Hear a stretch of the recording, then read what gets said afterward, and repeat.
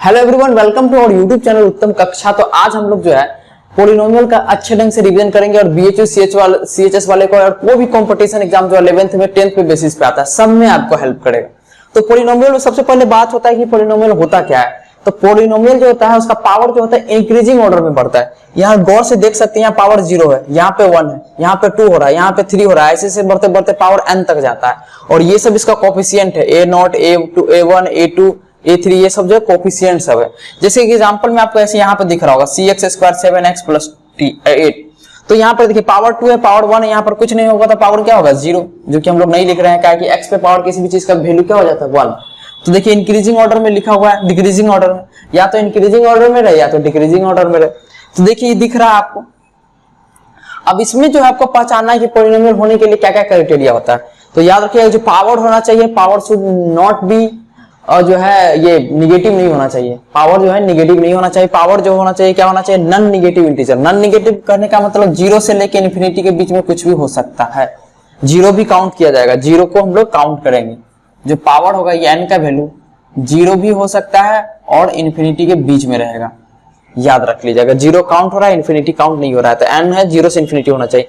जैसे कि इस केस में कोई बच्चा को दिख रहा होगा ये इक्वेशन पोलिनोमियल, तो इसमें क्या हो जाएगा, x पे पावर 2 है तो ऊपर चला जाएगा तो पावर क्या हो जाएगा निगेटिव, 5x पे पावर -2 प्लस 3x प्लस 2। इसको सॉल्व करेंगे तो ये आएगा। पावर देख रहे हैं क्या हो गया निगेटिव, यानी कि क्या हो गया पोलिनोमियल होगा नो, क्योंकि पावर निगेटिव हो गया, it is not polynomial, it is not polynomial. और यहां देखिए यहाँ पावर कहीं आपका निगेटिव नहीं है और डिक्रीजिंग ऑर्डर में भी है, तो ये आपका क्या हो गया पोलिनोमियल, पोलिनोमियल।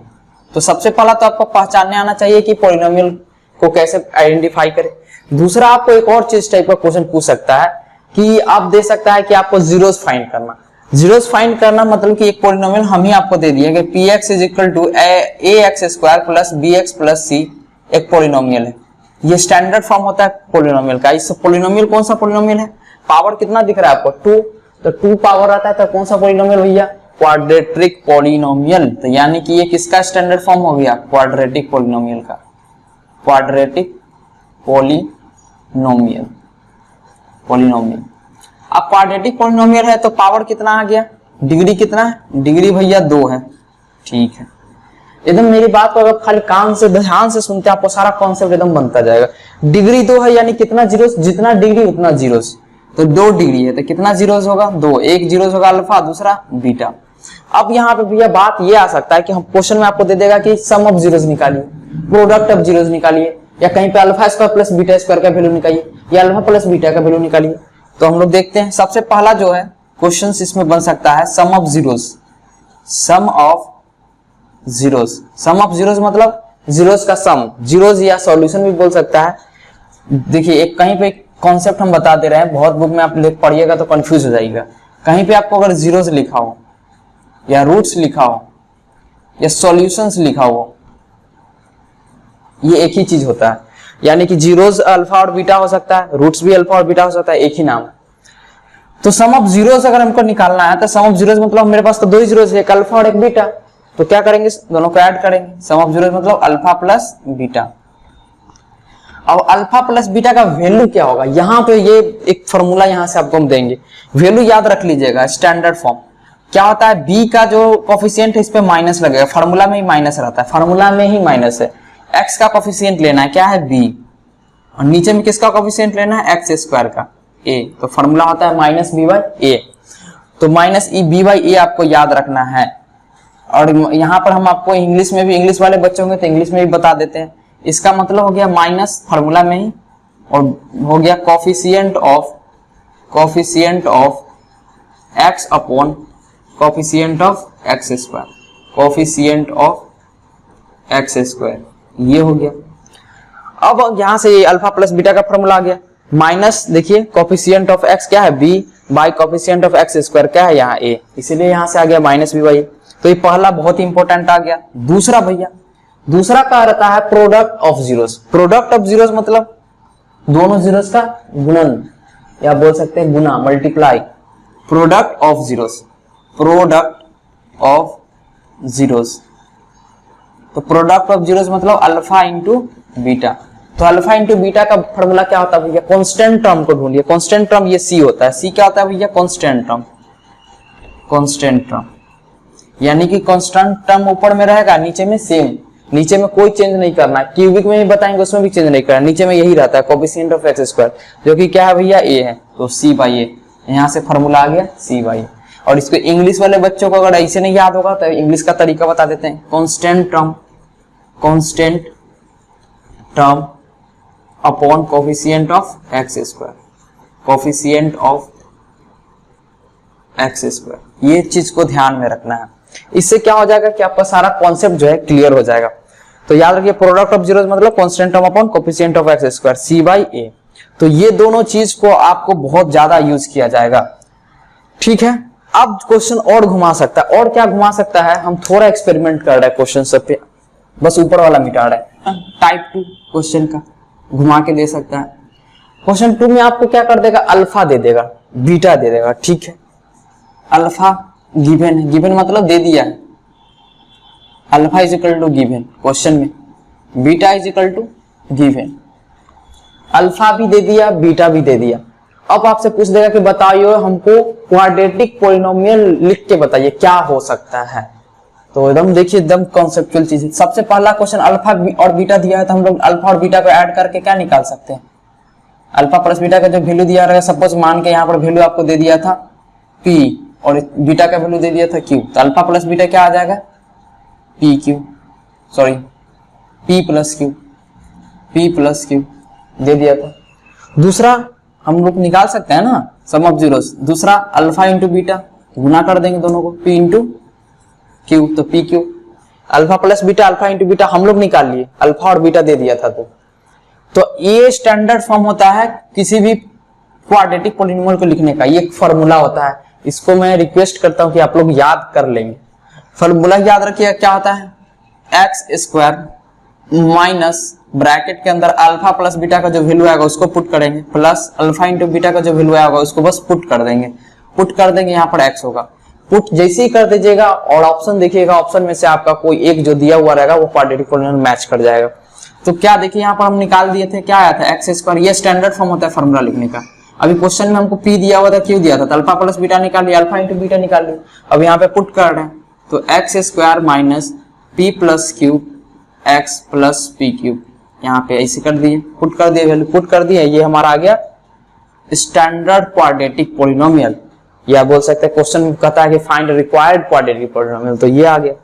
तो दूसरा टाइप का क्वेश्चन घुमा के आपको ये दे सकता है, और भी अलग अलग वैरायटी का क्वेश्चन दे सकता है। तीसरा क्वेश्चन टाइप 3, टाइप 3 में क्या कह सकता है कि a x square plus b x plus c एक पॉलिनोमियल है, इसका बोलेगा एक जीरो से हमको दिया हुआ है, अल्फा दे दिया है, तो बीटा निकालिए। तो क्या करेंगे, एक्स के जगह पर क्या पुट कर देंगे, अल्फा, ऐसे करके पुट करेंगे। अल्फा अगर जीरो होगा तो इसको सेटिस्फाई करेगा, तो पुट कर देंगे a alpha square plus b alpha plus c is equal to 0। जो एक टर्म नहीं दिया होगा उसका वैल्यू आराम से निकल जाएगा यहाँ पे। तो ये जैसे एक कोई जीरो देगा यहाँ पे पुट कर देंगे, तो दूसरा कोई अननोन उसमें दिया हुआ है तो अननोन का वैल्यू ऑटोमेटिक निकल जाएगा। तो ये एक तीसरा टाइप का क्वेश्चन पूछ सकता है। अब यहाँ से क्वेश्चन आ सकता है आपको क्यूबिक का। तो क्यूबिक में भी क्या है भैया, क्यूबिक भी बता ही देते हैं हम आप लोग। सबसे पहला तो क्यूबिक का जो पावर होता है वो मैक्सिमम पावर कितना होता है, 3, जिसको डिग्री हम बोलेंगे, डिग्री कितना होगा 3। तो पहले स्टैंडर्ड फॉर्म देख लेते हैं। स्टैंडर्ड फॉर्म उसका ये होता है a x cube plus b x square plus c x plus d, ये हो गया स्टैंडर्ड फॉर्म क्यूबिक का।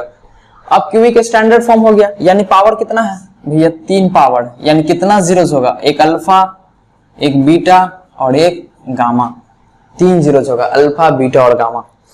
तो इस केस में क्या होगा कि अगर हमको 2 कोई जीरोस दिया रहेगा, एक जीरोस दिया रहेगा तो हम पुट कर सकते हैं, तो निकल जाएगा। अननोन वगैरह निकालना है तो हमको अगर ये निकालना है, वही सम ऑफ जीरोस निकालना है। यहाँ पर होगा sum of zeros, sum of product of zeros, product of zeros. यहाँ 3 चीज निकलेगा, क्या कि यहाँ डिग्री कितना था 3, तो यहाँ भी 3 चीज निकलेगा। तो सबसे पहला यहाँ जो सम ऑफ जीरोस आएगा, सम ऑफ जीरोस, जिसको हम लोग बोलते हैं alpha plus beta plus gamma, इसका वैल्यू क्या आएगा बताइए।